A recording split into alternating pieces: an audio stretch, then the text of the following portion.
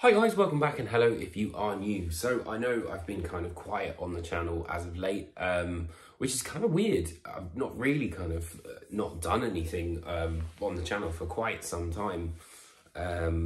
So basically things were just a little bit too hectic and I didn't really want to kind of, put anything out that I wasn't really going to be happy with. And obviously, you guys know I really love the Album of the Year season, which is, literally just round the corner. I'm going to have my first video of that go live probably on Friday, if I can get round to it. I'm still tinkering with my list. I've basically literally started my list in January. So it's been slowly but surely being fine-tuned. But before we do that, because there's been so many amazing releases that have come out this year, and because unfortunately, because of, my job and the fast-paced nature of it, it's not always possible for me to cover all of the albums that I actually do want to cover and at least, sort of say a few words about.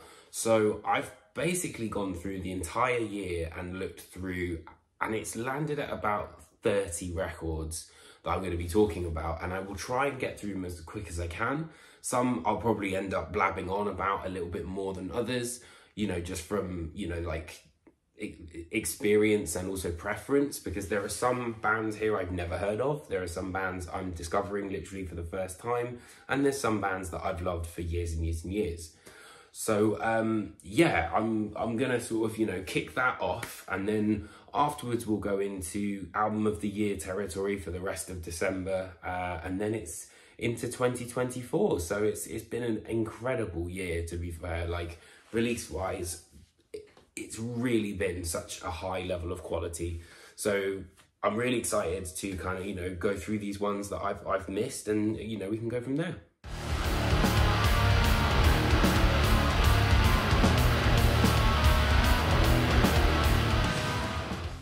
So up first is Blut aus Nord with Disharmonium Nahab. It's an album which is very much kind of avant-garde, world-swallowing black metal, very ominous, very eerie, and really quite sort of hard to listen to at times. It reminded me of, Imperial Triumphant, and I haven't listened to this band in quite a long time, to be fair. I think the last one I listened to was Memoria Vestusa Dialogue with the Stars or something like that. I've really liked this record. I thought it was interesting. Like I said, lots of abyssal, kind of really dark, ominous, diminished sections. And I really liked how sort of like harrowing the screams were that you could hear in these interludes between the tracks.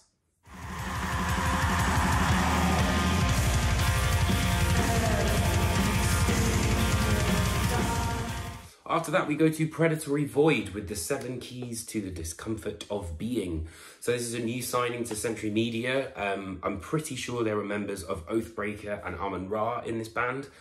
Very, very heavy, very much kind of a Roadburn sort of vibe, which I do really like. And the older that I'm getting, the more I'm kind of, getting into that sort of thing. I always used to say whenever you turn 30, you basically end up liking Cult of Luna and Neurosis and all that sort of stuff, and that's definitely happened with me.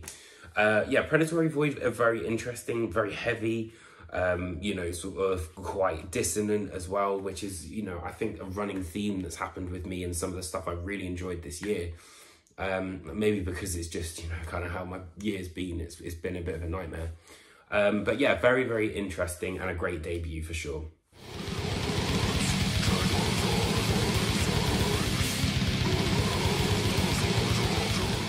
So this is one for the old school metal fans, well, old school death metal fans. There's a lot of Morbid Angel that's been channeled on this album. And I think, kind of coming off the back of Realms of Eternal Decay, they've kind of stepped things up even more, particularly where sort of like solos, leads and all that sort of stuff's concerned. The DMT track that they did was really cool. Lots of interesting solos on there. And overall, it's a solid kind of throwback to that old school death metal, but in a sort of like new school style, basically.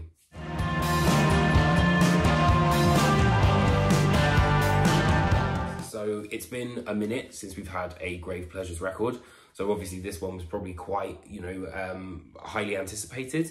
And I think, you know, they channel that sort of element of the Sisters of Mercy, the Cure and all that sort of thing, which now that I'm a little bit older, I think, you know, I really kind of appreciate more than when I would have listened to the previous album. I can't remember what it's called, but it's got like a red cover. I think it's like Mother's Blood or something like that.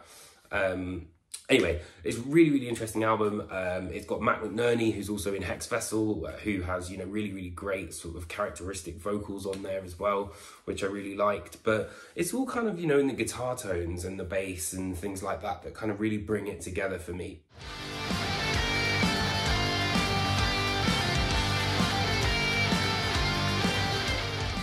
So this is a band I've never listened to before. In all honesty, I thought it was okay. You know, there's some black metal moments on here. It's quite repetitive. It's a bit more sort of leaning into the heavy metal, black metal side of things. And, you know, I'm very picky with my black metal, you know, like Black Braid.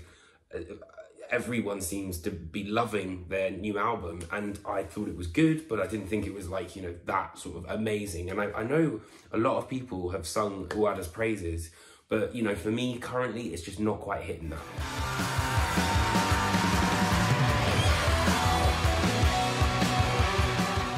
So I kind of, you know, Split was kind of, it was an interesting album, but I think Endling is cool in certain capacities, you know, like there's more of a black metal vibe. They're still kind of building on that sort of progressive atmosphere, but sometimes it takes a little bit too long to build, I find, like especially the first track.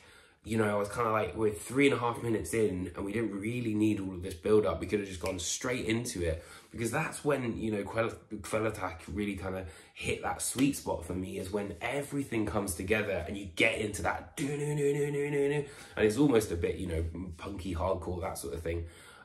So that was an interesting album, and quite a late album, to be fair, for me to discover.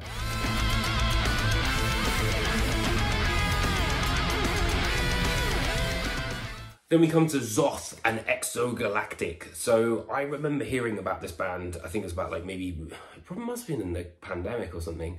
And this album is wicked. It immediately made me think of Black Dahlia Murder, Job for a Cowboy, that kind of level of guitar sort of wizardry. And in particular, the sort of Nightbringers, Verminous era of Black Dahlia. There's so much going on. It sounds super, super polished, really, really clean. And the album artwork kind of looks like a futuristic depiction of what Nocturnal might have been. I think this band have got a lot of promise, and I think that people are going to be taking a lot of notice to them after this album.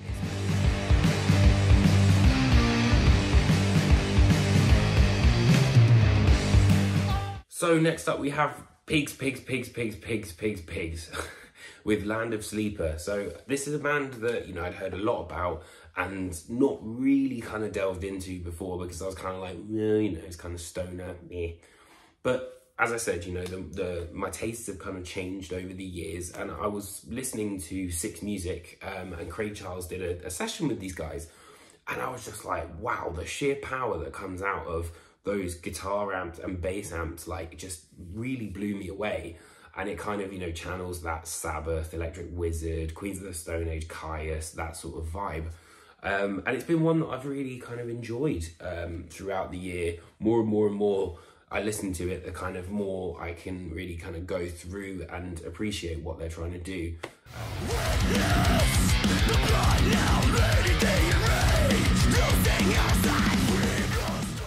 So this is the first album that August Burns Red have released on Sharp Tone, and I think kind of throws back more towards a Constellations Leveler kind of vibe, which I think they sort of lost for a little while.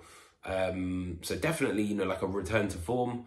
And, you know, I'm a huge August Burns Red fan. I've even got the little Constellations Messengers thing there. So that's, you know, definitely my favourite kind of era of the band. But I really, really liked this album because I think, you know, they returned to that sort of very focusing on the rhythmic idea of what they're trying to do. I also thought it was cool that they decided to use AI for the album cover. And again, it sort of looks in that same sort of world of Leveler particularly, I think, but with this sort of like weird effigy that's there as well. But yeah, that was really cool, definitely.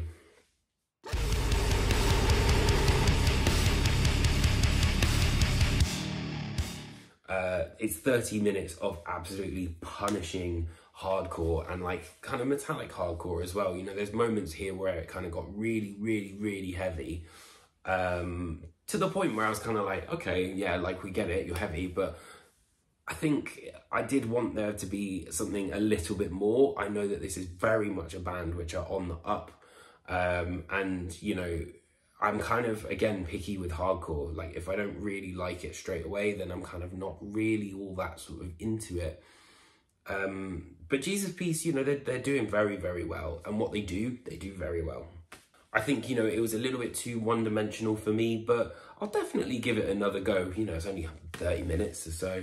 But yeah, it's a very strong and powerful, violent 30 minutes. How far are you willing to reach? Next up we have Better Lovers and God Made Me an Animal, or as I like to call them, Every Time I Die.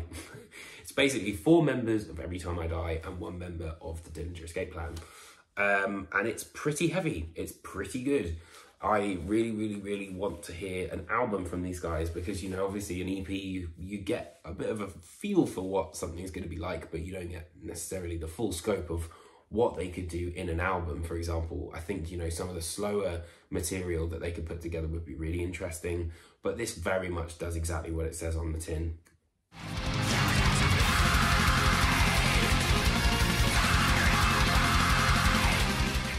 This band are, you know, kind of like black metal, but with a hell of a lot of technicality. I feel like they almost have that sort of young Children of Bodom-ness to them, but they're a little bit more underground. And it's very good. It's very fast. It's very technical. And yeah, it's just a lot of fun. This has been definitely one that's been growing on me since it was released on Van Records. And I've heard a lot of people talk about it as well. But yeah, really cool stuff. If you like your black metal, and especially guitar solos, you'll really enjoy this. Reach the dawn of light before there was light. Next up we have Sulphur Aeon with 7 Crowns and 7 Seals. So this is one I just haven't been able to get my head around. I should, for all intents and purposes, really like this band. I know a lot of people have been telling me to listen to the album which got like a squid on it, I think. But yeah, you know, Paolo Girardi artwork, that's a big tick for me normally. But for some reason I just couldn't get my head around this. I'm not sure if it's because it just sounds a little bit too much like Morbid Angel kind of stuff, but I will give myself another go with it. But for now, it was just kind of not quite hitting the mark. But like I said, I will persevere and give it another go.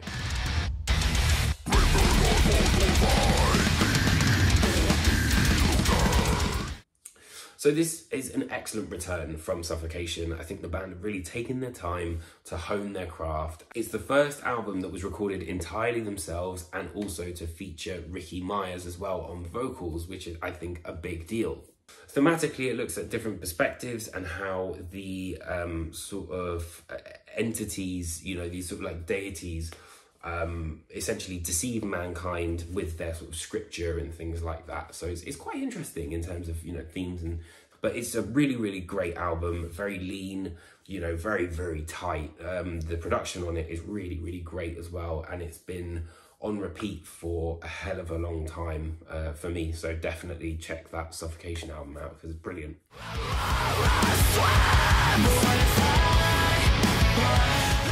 So this came out very recently, and also I think, you know, pushes what Spiritbox were doing forward a little bit. I didn't really like the rotoscope stuff, but full disclosure, I'm not a massive Spiritbox fan. I thought Eternal Blue was all right, but I do think it was a little bit sort of overplayed.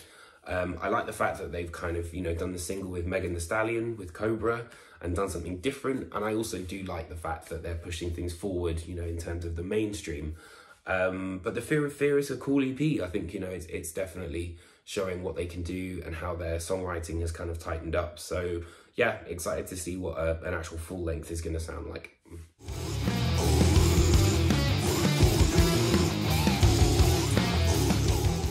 this is definitely one of my favourite albums of the year. It's basically taken everything I've loved about Tomb Mold and then added this sort of cynic, you know, Death Human era focus kind of vibe. But this is something else. It's like a real step up, and I think, you know, we'll put them into the same sort of pantheon as the likes of like Blood Incantation and things like that. Absolutely brilliant record. And most importantly, I think it has the hallmarks of what's made them great, but they're experimenting more. They're pushing their sound further than, you know, maybe it was on Planetary Clairvoyance. And even Manner of Infinite Forms, which I think is a really good album still, but there's just so much more on display here. And that's what I was really hoping that Tomb Mold would do, is just push that sound further.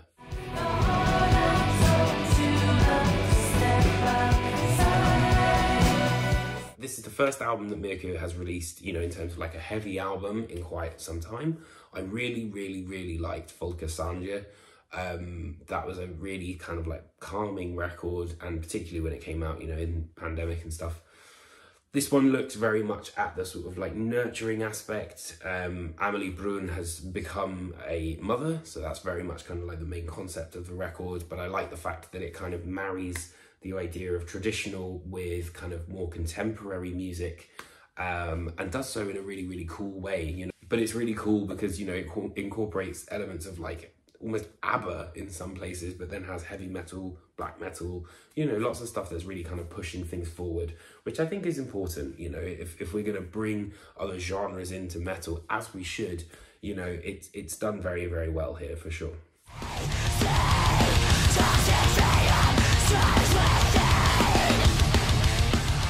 Again, another band that have been very kind of like hyped. And, you know, if you like your mid-2000s metalcore, then look no further than this album, because it is absolutely what you would want. It's that kind of Darkest Hour, you know, sort of, what's it called? Not Bury Your Dead.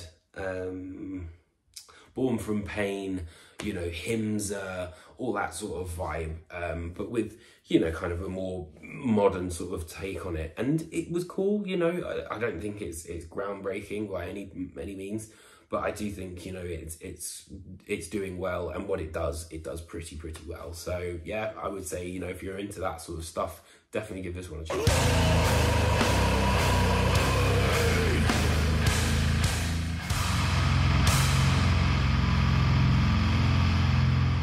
Acacia Strain and their double whammy of Failure Will Follow and Step Into the Light. I can't remember which one is which, but basically it's very much Acacia Strain being the heaviest band on the planet. And, you know, with those neck-breaking riffs that they do so well.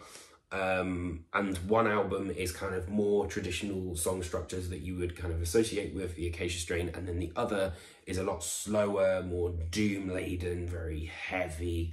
And I like the fact that they've got, you know, the two different records juxtaposing against each other. It's cool. I think I've kind of realised that I'm not a massive fan of the Acacia Strain. I think, you know, the album, or like mini album, was It Comes in Waves, I think it was. That one I really liked, but overall it's just kind of, I don't know, it's just not really doing it for me. I will go back and have a listen to it again. Because like I said, you know, there's a lot of albums on here, and I haven't listened to all of them as much as I wanted to. But, you know, it is cool, it's all right, but I think I'm just not that big of a fan.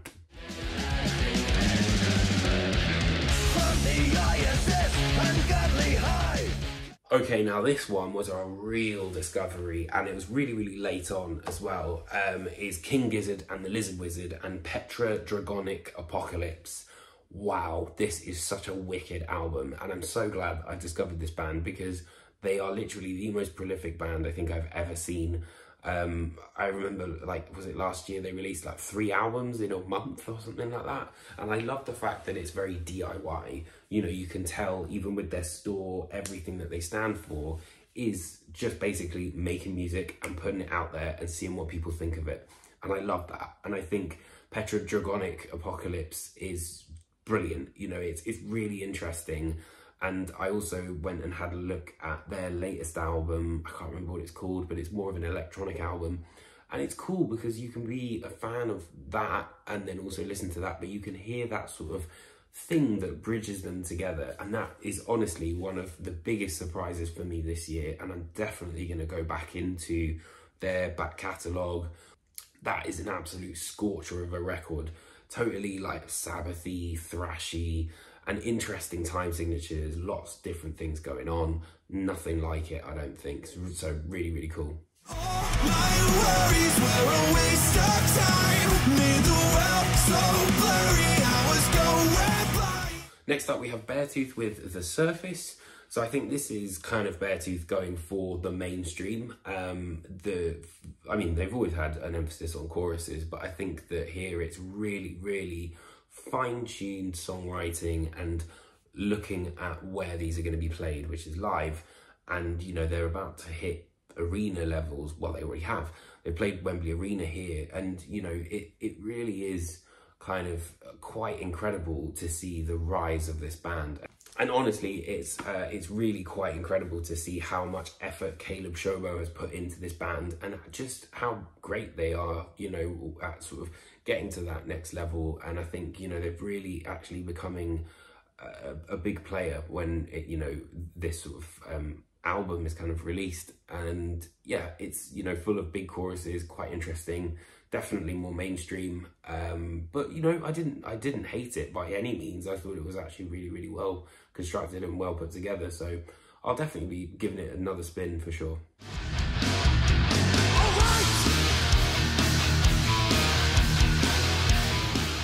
Another great discovery this year has been Grove Street and The Path to Righteousness. This is proper Machine Head, Crowbar, suicidal tendencies kind of territory, you know, with that sort of metallic hardcore edge, but a lot of thrash influences and a bit of sludge in there as well. Very much kind of coming up in the world of Malevolence and all that sort of stuff.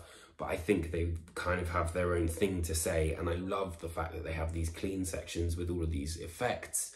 All in all, I think it's another sort of really good discovery, and definitely a band that are going to be one to watch to see how they go, you know, in the next sort of years of their career and what they're going to be doing. But I'm very, very excited and very much on board. I also saw them actually with Spirit Adrift and Gwar, and they were really, really good there as well. So definitely check out Grove Street.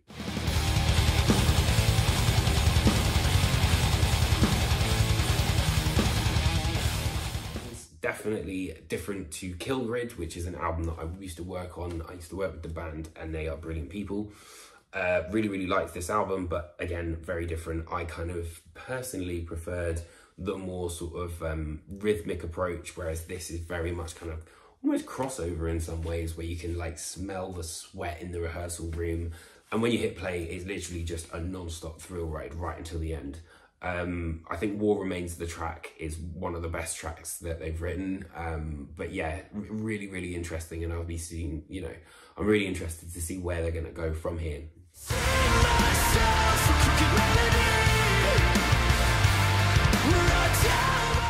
After, you know, The Greatest Mistake of My Life, which was a hell of a good record, I was interested to see how they would follow up that album, and I think they've done a really good job. You know, they've got songs which are like Scissors, Crooked Melody, which are, you know, kind of focusing on that melody, which has always been a big part of their sound, and choruses as well. But I think, you know, this album, if anything, reminded me the most of Seosin and, you know, things like that, with that Bug album, which I love. I love that Bug album, which is, I think, self-titled. Yeah, interesting band, definitely on the up. I think they played the Forum the other night. But you know, I think, yeah, they're just kind of sounding even bigger, and kind of understanding how to create even more of a cinematic sound within what they've already created. So it very interesting, and one that I'm going to go back to and listen to a little bit more.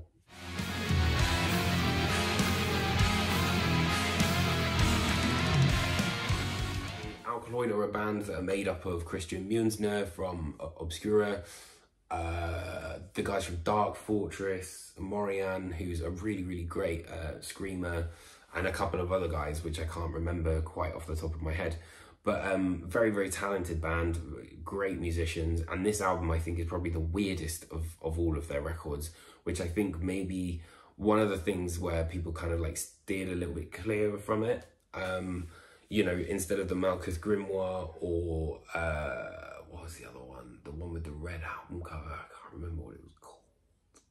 Anyway, it's an interesting album. Lots of different things going on. Very progressive, very weird. Definitely one to recommend if you're in that sort of like progressive tech death sort of vein, because there's no one really that does it kind of like Alkaloid, to be fair. Older, but nothing's any different right now. Blink-182, One More Time. So I would say this is potentially one of the most important albums of Blink's career. This is the first album that they've had with Tom DeLonge since he's come back into the band. It's a huge, huge moment for, you know, elder emos like me. I used to listen to the Untitled album, you know, all the time. Take Off Your Pants and Jacket in particular was kind of my favourite, and Enema of the State, obviously all of the early stuff. And honestly, I really, really, really like it. I think there's a lot of maturity in the songwriting. You know, it's kind of taking, for me, it picks off where the self-titled album left off. And I think, you know, the fact that they've had this time together after for such a long time apart really makes a huge difference. And, you know, it's really emotional, actually. I remember watching that video for One More Time. And, you know, it's weird. You feel like you've almost been on a little journey with them, even though you've got no idea who they are. You never met them or anything like that. And it just felt like almost all of us are kind of like coming back together and embracing Tom back into the fold. And yeah, really, really, really solid album and very interesting as well.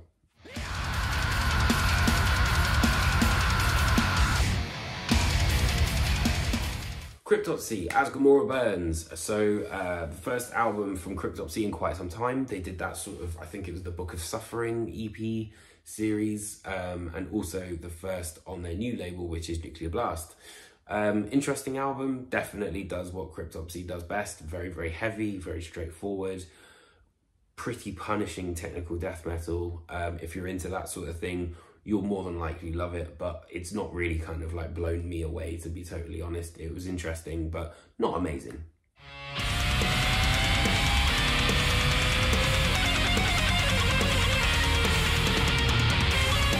Fuming Mouth, Last Days of Sun. So before I'd done this video, I hadn't really sort of like researched much about this band, and I didn't realise the principal member of the band had been diagnosed with leukemia.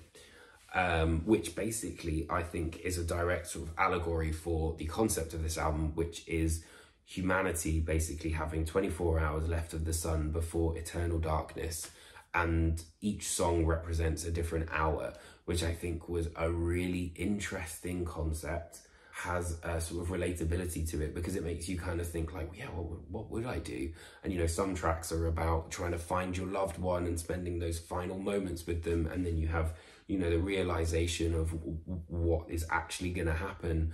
And I think, you know, it's very easy to put that sort of allegory towards basically being told, you know, you are ill, there is a potential that you might die, and just what that sort of feeling must be like. But yeah, I thought it was a really interesting concept, and, you know, musically produced by Kurt Ballou, very, very heavy, lots of riffs, and yeah, I'll be intrigued to see how this one plays out, and I'll definitely be checking it out again.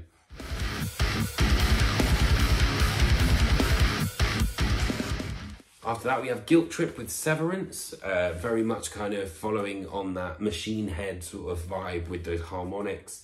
Again, very much in that sort of Grove Street Malevolence territory, where they're kind of building that, you know, crowbar sort of metallic hardcore, but with a bit of thrash in there as well. It's quite interesting, a bit short, I thought, but, you know, interested to see what the future holds for these guys as well, for sure.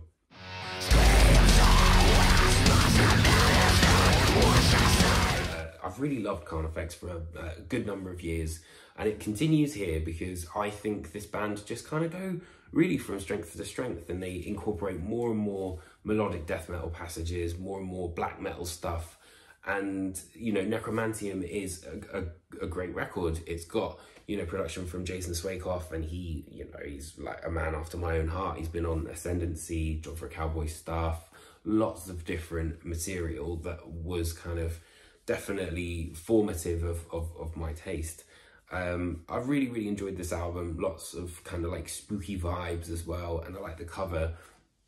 It very much kind of, it sort of has a bit of a Haunted Mansion thing about it, but also kind of, you know, make sure it's not necessarily all tongue-in-cheek. Hey guys, so you probably can notice that I'm not exactly in the same outfit as I have been for the main part of this video, and basically it's because I was editing this video today, and I realised I'd left a couple of albums and sort of EPs and things like that that I really did want to mention. So the first is Pupil Slicer with Blossom.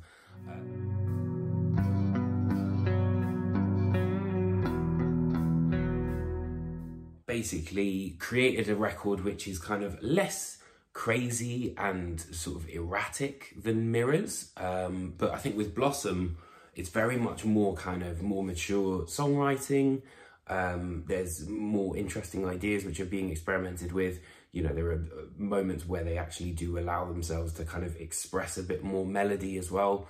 And overall, it wasn't kind of like an immediate listen for me. But, you know, the more I kind of listened to it, the more I sort of stuck with it, the more I enjoyed it. So.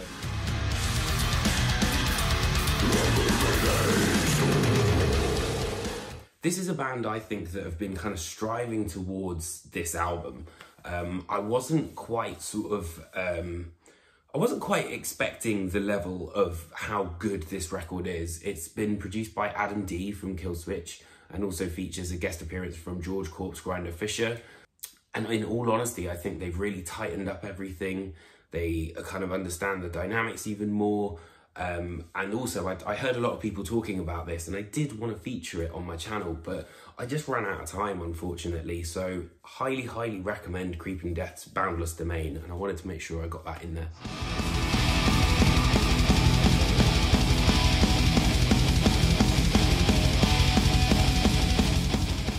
Basically, this 20-minute sort of thing, I guess, is kind of like an EP, is made up of side A, which is Obliquity of the Ecliptic, and then side B, which is Luminescent Bridge. And personally, I think this is what we are going to see from whatever happens in the next album. You know, we've seen what the band are capable of on Starspawn and Hidden History of the Human Race, and then Time Wave Zero kind of came out of nowhere and blew a lot of, I think, you know, fans that weren't necessarily sort of as familiar with what Blood Incantation sort of stood for out of the water a little bit with, you know, how basically it was just an ambient album. But I think, you know, you're really starting to see the sum of Blood Incantation's parts on this little EP. And if you haven't listened to it, I highly recommend that you do, because it's a really great sort of like teaser, I think, you know, for what we're going to have in this next album. And I know that it was mastered or mixed by Arthur Rizk. You know, it has that signature kind of sound. It's just absolutely brilliant. You know, it's like such strong playing pretty much the entire way through, and it's just made me really excited to see what the future is going to hold in 2024.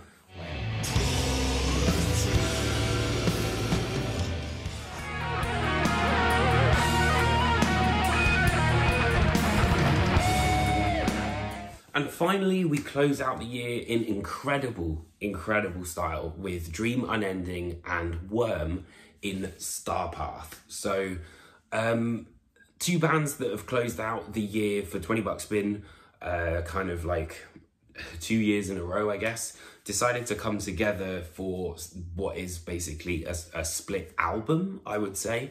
And there's, you know, 2 tracks from Dream Unending and 3 from Worm. The 2 tracks that they put together are, you know, over the 10-minute mark, and it does have this sort of psychedelic idea to it. It's very progressive, and I think works really well in contrast with Worm's sort of stuff, which is way more kind of black metal. There's Raven Blood, which I thought kind of sounded almost like Dream Theater meets Cradle of Filth, like early Cradle of Filth era, but with some of the best guitar solos on both bands' side that you will hear this year. And again, it's kind of like a really nice little starter for whatever, you know, Worm are going to do next, and also whatever Dream Unending are going to do next. And I think it just goes to show that both of these bands can kind of go wherever they want. And as you should, you know, I love the fact that bands really do push the boat out and do something different. So yeah, that really kind of knocked me for 6, the Dream Unending Worm Star Path thing. So that's everything. Thank you so much for watching this video and getting through it all. There was about like 40 bands that I've rattled off. So yeah, all power to you. Yeah, if you could hit that like and subscribe button if you did enjoy this video, let me know what you think, and tune in for my Albums of the Year video coming up very, very soon. I'll see you very soon.